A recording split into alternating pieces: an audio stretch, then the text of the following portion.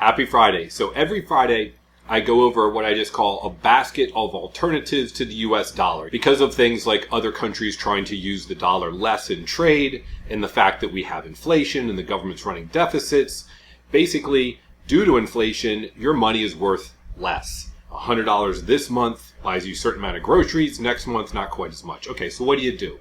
Well, with regard to your savings, I'm not talking about your retirement, not talking about what you may invest in the stock market, but just that money that you have. Let's say you've got your emergency fund, and once you have more saved than your emergency fund, which typically is kept in dollars, you might want a couple months or maybe 3 or 6 months worth of money to pay bills or things that pop up. But then how do you beat inflation?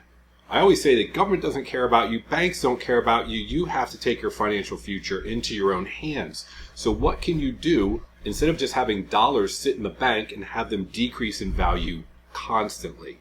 Well, what you can do is invest in alternatives or buy alternative things like gold, silver, Bitcoin, maybe other crypto, essentially commodities instead of the dollar. So here's what I do each week. First, let me show you a couple things that I think are interesting because there's a lot of people that poo-poo Bitcoin and crypto in general. I'm not a financial advisor. This is not financial advice.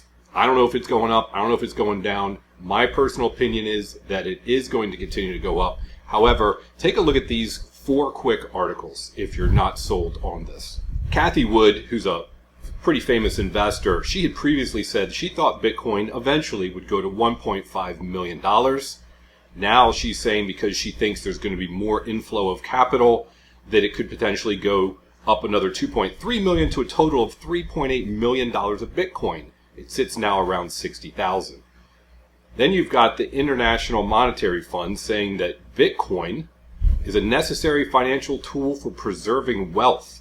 They're primarily talking about other countries whose currency is being deflated a little faster than the US dollar, but the US dollar is still being deflated. Then you got a Fidelity director that says 0.001 Bitcoin in the future could also potentially make you a multi-millionaire. We're not talking about a lot. And then Robert Kiyosaki, who I think is very interesting for what he teaches in real estate and finance in general, Rich Dad, Poor Dad, he says, hey, hold assets like gold, silver, and Bitcoin. Now that's exactly what I talk about. So I've shown a graph before where I'll say, okay, let's say you've got 3 months and that's your emergency fund in the US dollar. What percentage rate are you getting from the bank? 0.5%, 1%? What's inflation? 3%, 8%? Depends on what you purchase on a daily basis. So that means that the money sitting there is going down in value constantly. So if you have more than your emergency fund, do you have to keep it in dollars? You don't. Personally, I'm buying gold and silver every month. That's money that I'm using for longer term things because it can go up, it can go down. I'm also buying commodities like crypto.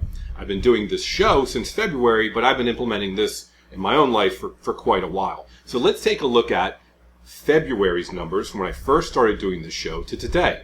Here we go. I use this one website, and I have links to everything below, the articles and this information.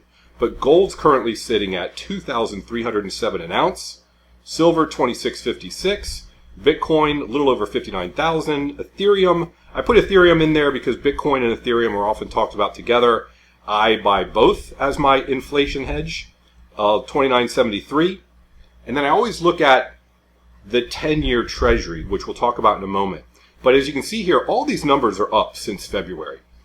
The savings rates on these bank accounts, I use a federal source and they update it once a month. So those are the monthly numbers. We'll see if they change a couple weeks from now. But essentially, this allows you to hopefully have some of your savings not only stay equal with inflation, in other words, not lose value, but go up over time. If you've seen some of my past videos, I've gotten into the difference between gold and dollar over time. Gold definitely wins over a long period of time. And over 100 years, the dollar loses almost 99% of its value.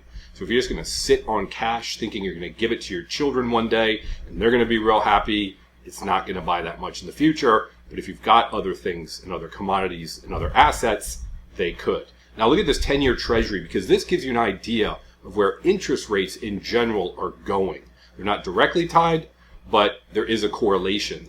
Mortgage rates typically go up when this 10-year treasury goes up, and it tells you what the market thinks. And from the beginning of this year till now, it's still on an uptrend, as you can see from this graph, 4.56%.